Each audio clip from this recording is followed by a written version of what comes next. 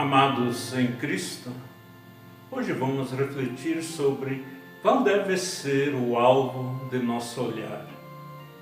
Temos o texto de Números, capítulo 21, versículos 4 a 9, onde lemos: Então os israelitas partiram do Monte Hor pelo caminho do Mar Vermelho, para rodear a terra de Edom. Mas o povo se tornou impaciente no caminho e falou contra Deus e contra Moisés, dizendo: Por que vocês nos tiraram do Egito para que morramos neste deserto, onde não há pão nem água? Já estamos enjoados dessa comida ruim. Então o Senhor mandou para o meio do povo cobras venenosas, que mordiam o povo, e morreram muitos do povo de Israel. Então o povo foi a Moisés e disse: Nós pecamos, porque falamos contra o Senhor Deus e contra você. Ore ao Senhor pedindo que tire de nós as cobras. Então Moisés orou pelo povo. O Senhor disse a Moisés: Faça uma serpente e coloque-a sobre uma haste. Quem for mordido e olhar para ela, viverá. Moisés fez uma serpente de bronze e a pôs sobre uma haste.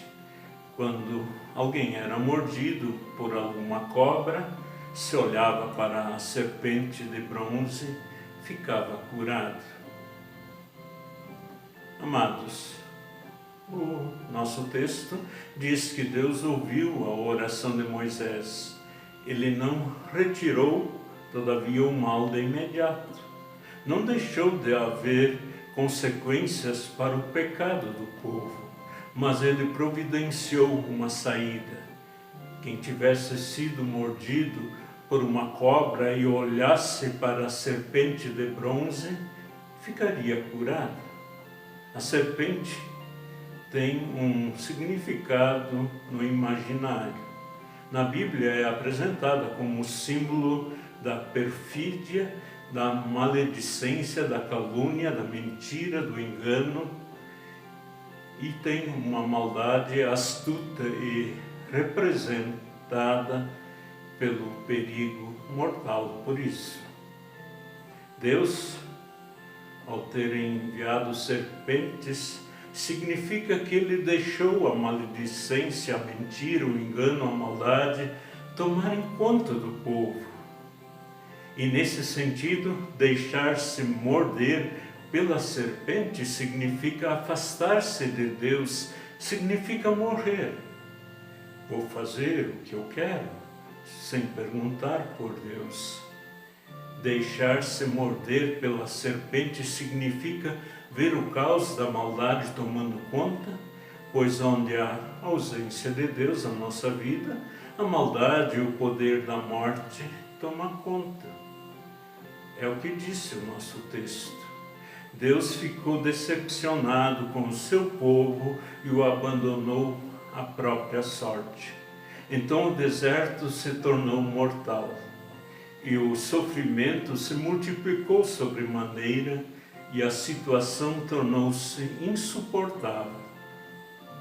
Sim, amados, nós, em meio à pandemia e as suas consequências, onde também todos esses males estão em meio ao povo, esses pecados, estamos dentro do calendário litúrgico da Igreja, vivendo o período onde enfocamos a paixão de Cristo, a Quaresma, e dentro de alguns dias estaremos celebrando a morte e a ressurreição de Jesus.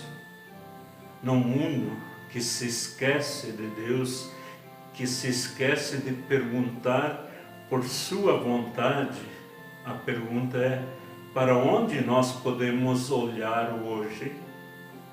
Para onde o mundo deveria olhar para ficar curado do mal? Em João 3, 13 a 18, Jesus mesmo diz: Ora, ninguém subiu ao céu a não ser aquele que de lá desceu, o Filho do Homem. E assim como Moisés levantou a serpente no deserto, assim também é necessário que o Filho do Homem seja levantado, para que todo o que nele crê tenha a vida eterna. Porque Deus amou o mundo de tal maneira que deu o seu Filho unigênito, para que todo o que nele crê não pereça, mas tenha a vida eterna. Porque Deus enviou o seu Filho ao mundo, não para que condenasse o mundo, mas para que o mundo fosse salvo por ele. Quem nele crê não é condenado, mas o que não crê já está condenado, porque não crê no nome do unigênito Filho de Deus. Amados, o sofrimento de Jesus na cruz é que nos faz ver o nosso pecado, pois aquele que não teve pecado assumiu todos os nossos pecados e fracassos para que pudéssemos ser perdoados. Jesus sofreu a morte, assumiu sobre si a maldição que estava sobre nós, para que nós tivéssemos perdão dos pecados, vida e salvação. Jesus foi erguido na cruz para se tornar o foco do nosso olhar, para repararmos no amor que Deus tem para com a humanidade caída. Esse amor é tão grande que Ele deu o seu próprio Filho. A cruz, para nós cristãos, é sinal de vida e salvação, porque Jesus Cristo pagou com morte de cruz a culpa de nossos pecados e nos reconciliou com Deus. Quando, então, sermos mordidos em meio a esse mundo de tentações e pecados, mordidos pela perfídia, que é a desonestidade, da maledicência, que é a difamação ao semelhante, atribuindo-lhe um fato desonroso, da calúnia, que é criar fatos verídicos para prejudicar outras pessoas, da mentira em qualquer contexto, do engano, das falsas promessas, do duvidar de Deus, de nos revoltar contra Deus, de expulsarmos Deus de nossa vida, expulsar a sua palavra de nosso meio. Somos convidados, em meio a esse mundo, olhar para Cristo, olhar para a cruz de Cristo. A cruz sempre está ali a nos dizer: há um lugar para cada um de nós no coração de Deus. Jesus tomou sobre si a sentença que esses e todos os pecados nos impõem, a morte eterna. Fixe, portanto, amado, em Cristo, o seu olhar no Senhor Jesus Cristo. Pela fé somos justificados.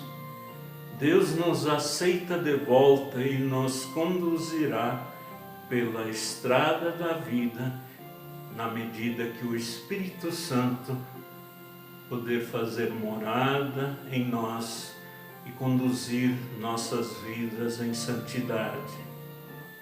Amados, devido à pandemia surge o clamor: vacina já, por estar escassa. Diante dos pecados da humanidade, há o clamor de Deus: arrependei-vos e crede no Evangelho. Ele mesmo oferecendo esse Evangelho do Senhor Jesus Cristo em rica medida.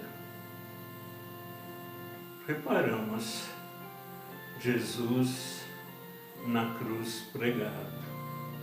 Fitamos o nosso olhar e refletimos sobre o que Ele fez já por nós. Vamos cantar.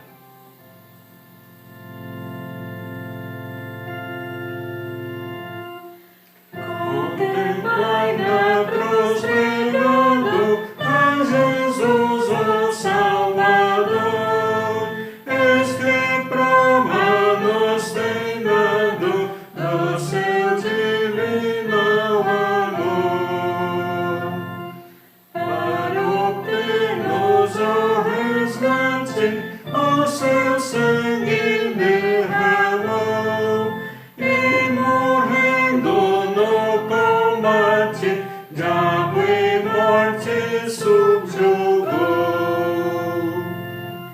Nos seus cárceres a morte não o pôde mais reter. Cristo, por seu braço forte, destruiu-lhe o vil poder. Exaltemos o Cordeiro, que nos fez imenso amor, imolado no madeiro, resgatou-nos o Senhor. A Jesus rendamos glória, honra como a mais ninguém. Proclamemos a vitória de Jesus sem fim. Amém.